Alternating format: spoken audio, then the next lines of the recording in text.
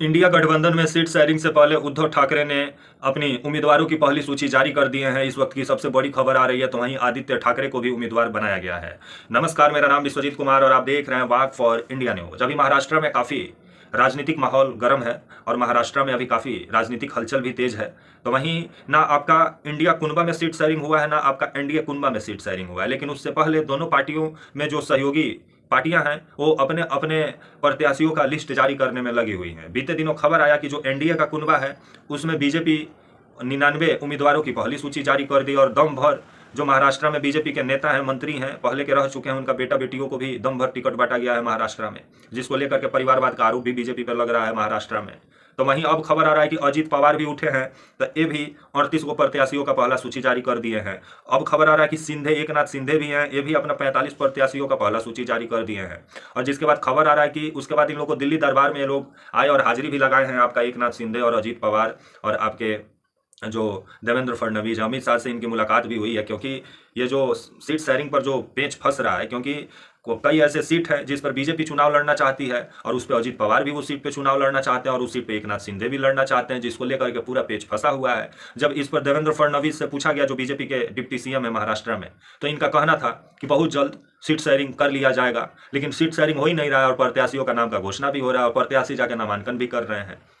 तो वहीं आपका जो एनडीए का कुनबा है उसका कहना है कि 20-25 सीट पर पेच फंसा हुआ है, जिसको लेकर बातचीत चल रहा है, उसको भी बहुत जल्द सॉल्व करके प्रेस कॉन्फ्रेंस करके जानकारी दिया जाएगा। लेकिन उससे पहले खबर आ रहा है कि बीजेपी उम्मीदवारों की पहली सूची जारी कर दी और इधर आपके एकनाथ सिंधे भी 45 उम्मीदवारों का पहला सूची जारी कर दिए हैं। आपके जो अजीत पवार हैं वो भी उठे तो बोले हम भी काहे पीछे रहे, वो भी 38 उम्मीदवारों का पहला सूची जारी कर दिए हैं और अभी तक 6 सीट शेयरिंग हुआ नहीं है। और महाराष्ट्र में कुल सीटों की संख्या 288 है और बहुमत के लिए 145 सीट चाहिए।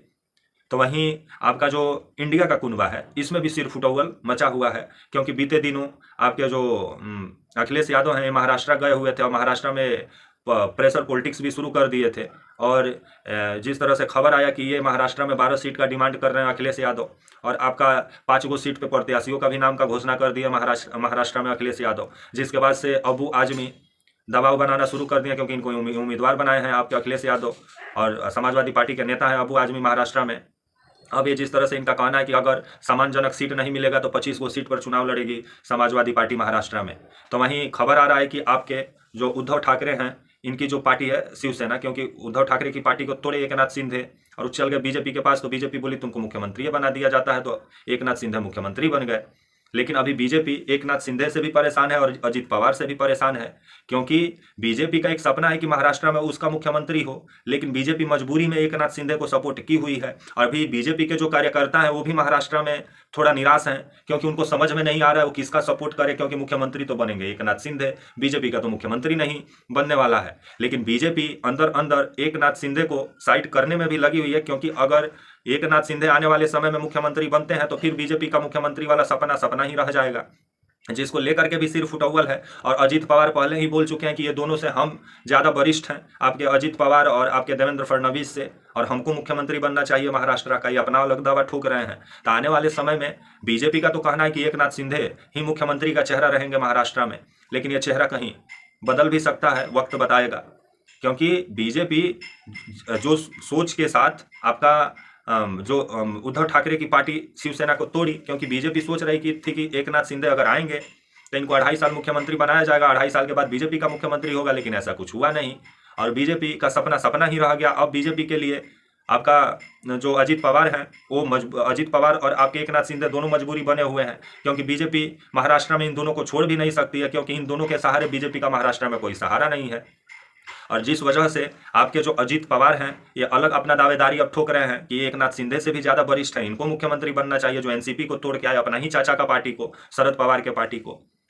तो अभी महाराष्ट्र में राजनीति काफ़ी दिलचस्प है, आने वाले समय में ही मालूम चलेगा कि असली शिवसेना का हकदार कौन है, एकनाथ शिंदे हैं कि आपके उद्धव ठाकरे हैं, असली एनसीपी का हकदार कौन है, आपके शरद पवार हैं कि अजीत पवार हैं। ये आने वाला विधानसभा चुनाव में ही मालूम चलेगा और वोट भी डाले जाएंगे आपको 20 नवंबर को, 23 नवंबर को तो नतीजा आ जाएगा 288 विधानसभा सीट का महाराष्ट्र का।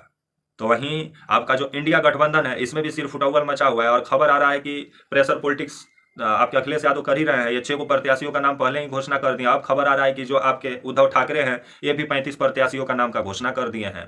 और इनका कहना है कि जो इनके बेटे हैं आदित्य ठाकरे, उनको वर्ली से टिकट दिया गया है, उम्मीदवार बने हुए हैं। और वहाँ से जो आपके मिलिंद देवगौड़ा है, पहले कांग्रेस के ही नेता हुआ करते थे, लेकिन पलटी मार के बीजेपी में आ गए। अब मिलिंद देवगौड़ा को आपका जो बीजेपी है वो आपके आदित्य ठाकरे के विरुद्ध चुनावी मैदान में उतारने वाली है, सूत्रों के हवाले से खबर आ रहा है। तो वहीं आपका जो महाराष्ट्र में अभी बीजेपी हिंदुत्व का राजनीति को पूरा आगे बढ़ाने में लगी हुई है, क्योंकि जिस तरह से आए दिन महाराष्ट्र में जो भी बीजेपी का नेता जा रहा है वो हिंदुओं को एक रहने का बात कर रहा है कि अगर एक रहेंगे तो नेक रहेंगे, अगर बटेंगे तो कटेंगे, जिसको लेकर के बीजेपी इस बयान को महाराष्ट्र में पूरा आगे बढ़ाने में लगी हुई है। और योगी जी का बयान को पूरे तरीके से प्रचार प्रसार करने में महाराष्ट्र में बीजेपी लगी हुई है। और योगी जी का बड़ा बड़ा होल्डिंग भी देखने को मिला। इस बयान के साथ योगी जी नजर आए कि अगर हम लोग बटेंगे तो कटेंगे, अगर हम लोग एक रहेंगे तो नेक रहेंगे। ऐसा पोस्टर भी लगा हुआ महाराष्ट्र के और मुंबई के चौक चौराहों पर मिला, जिसके बाद से इसका विरोध हुआ। बाद में बीजेपी इस पोस्टर को हटाई, क्योंकि बीजेपी परेशान है। और जो आपका एनडीए का जो कुनबा है वो महाराष्ट्र में परेशान है। बीते दिनों आपके जो एकनाथ शिंदे हैं, इन पे आरोप है कि इनका शासनकाल में सबसे ज्यादा भ्रष्टाचार हुआ है। और आए दिन भ्रष्टाचार का आरोप इनके शासनकाल पे जो है आपके उद्धव ठाकरे वो लगाते हैं।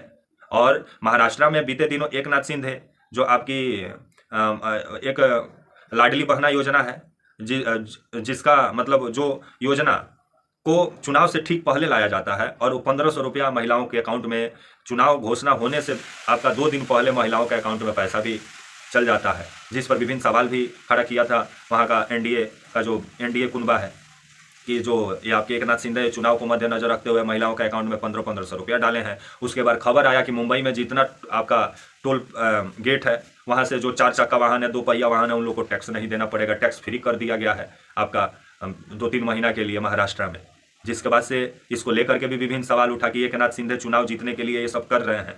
तो वहीं अब खबर आ रहा है कि महाराष्ट्र में आपके जो उद्धव ठाकरे की पार्टी है शिवसेना, ये 65 उम्मीदवारों की नाम जारी कर दी है। तो अभी महाराष्ट्र में जो हिंदुत्व का पॉलिटिक्स को आगे बढ़ाने में बीजेपी के नेता लगे हुए हैं।